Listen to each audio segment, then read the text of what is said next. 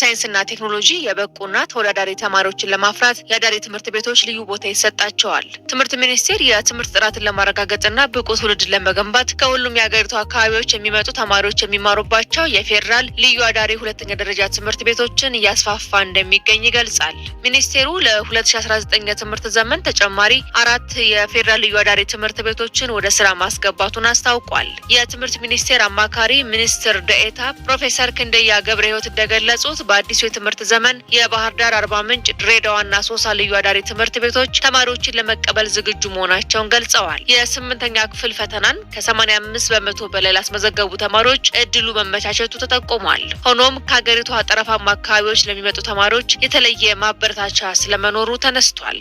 እነዚህ ትምህርት ቤቶች በፌዴራል ትምህርት ሚኒስቴር በተለይ እዛ ባሉት ዩኒቨርሲቲዎች የሚተዳደሩ ሆነው ዋናው እሳቤ ግን ከሁሉም የሀገራችን ክፍሎች ተማሪዎች 9ኛ ክፍል የምንቀበልበት ለወደፊቱ የሀገር መሪዎች የምናፈራባቸው ትምህርት ቤቶች ናቸው። ከውጤታቸው በኋላ የተመዘገቡት በሙሉ ኦንላይን በየክልሉ በፈተና የሚለዩ ይሆናሉ።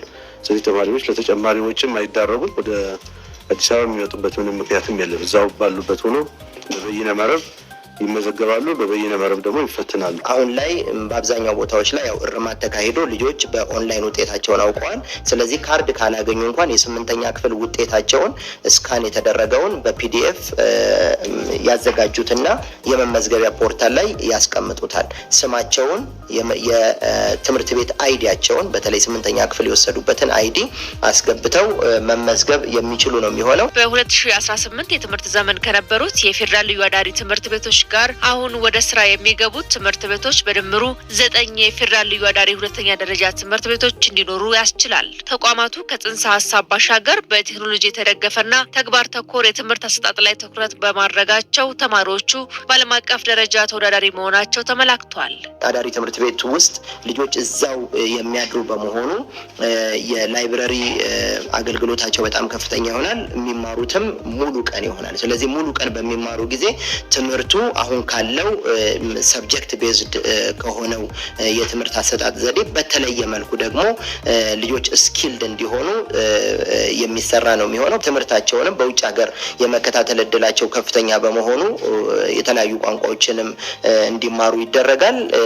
ለምሳሌ በሚቀጥለው ዓመት ከቻይና መንግስት ጋር ባለን ግንኙነት የቻይንኛ ቋንቋን በእነዚህ ትምህርት ቤቶች ላይ ለማስተማር እንግዲህ በዝግጅት ላይ እንገኛለን። ትምህርት ተቋማቱ በሁሉም የሀገሪቱ አካባቢዎች አሉ። አሁን ላይ በዘጠኝ ናቸው ያሉት። በቀጣይ ግን በሁሉም ክልሎች ላይ እነዚህ አዳሪ ትምህርት ቤቶች ይኖራሉ። ቢያንስ አንዳንድ ይኖራሉ። አዳሪ ትምህርት ቤቶቹ በከፍተኛ ወጪ የተገነቡና ብቁ ዜጋን ለመፍጠር የታለመባቸው በመሆኑ ተማሪዎች የእድሉ ተጠቃሚ እንዲሆኑ ትምህርት ሚኒስቴር ጥሪ አቅርቧል። ተማሪዎች የትምህርት እድሉን ለማግኘትም በትምህርት ሚኒስቴር ፖርታል ላይ መመዝገብና መፈተን እንደሚችሉ ተነስቷል። ሁሉም ተማሪዎቻችን ይህን እድል እንዲጠቀሙበት እንደ አንድ አማራጭ አድርገው እንዲጠቀሙበት ወላጆች፣ ተማሪዎች፣ መምህራንም በዚህ ዙሪያ የክልል የትምህርት ቢሮ ኃላፊዎችም ይህን በማነሳሳት እና ትልቅ ስራ እንዲሰሩ ጥሪ ለማቅረብ ነው። በቀጣይ ቀናት ምዝገባው ተጠናክሮ የሚቀጥል በመሆኑ በተለይ ደግሞ ወላጆች፣ መላው ማህበረሰብ